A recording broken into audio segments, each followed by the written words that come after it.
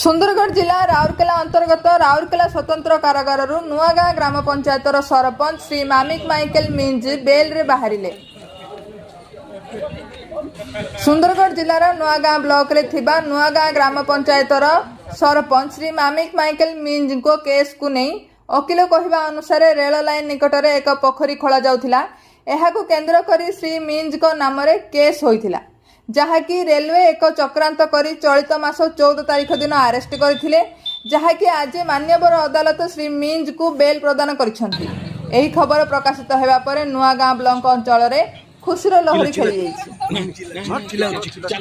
सुंदरगढ़ जिला प्रतिनिधि बसंत कुमार जेना, शासक प्रशासक समाचार।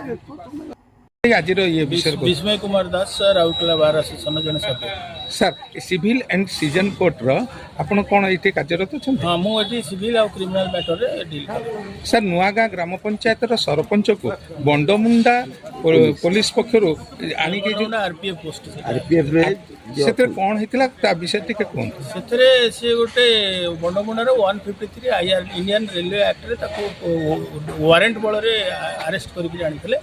आउ से मैटरटा थिला जे सी गोटे पोखरी खोलते जोटा कि endanger to the railway line, किंतु से जो पोखरीटा खोला होता that is a private land and railway has no right, railway कौन अधिकार से जमी उपर ना।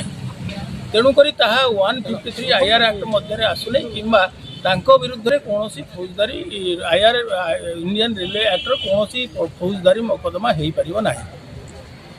विषय कौन कह ता विषय गोटे गोटे चक्रांत करी आरपीएफ पोस्ट वाला रेलवे वाला बिना बिना आक्विशन जमी आक्विशन न करी ताकू चक्रांत भाव में अरेस्ट करी हारास करी डरइबा यहीटा हूँ बोधे मु भावुची कर अरेस्ट कर या कौन पदक्षेप नेले भल हम सर? पदक्षेप से हाईकोर्ट रे रेलवे विरुद्ध रे नब डैमेज फाइल करिवो, डैमेज फाइल करिवो रेलवे विरुद्ध रे डैमेज फाइल करिवो जे कोनोसी अपराध न करी मते अरेस्ट करथिले बोली आ तांकर भूल रिपोर्ट अनुसार मु 3 दिन कि 4 दिन जेल कस्टडी रे रही।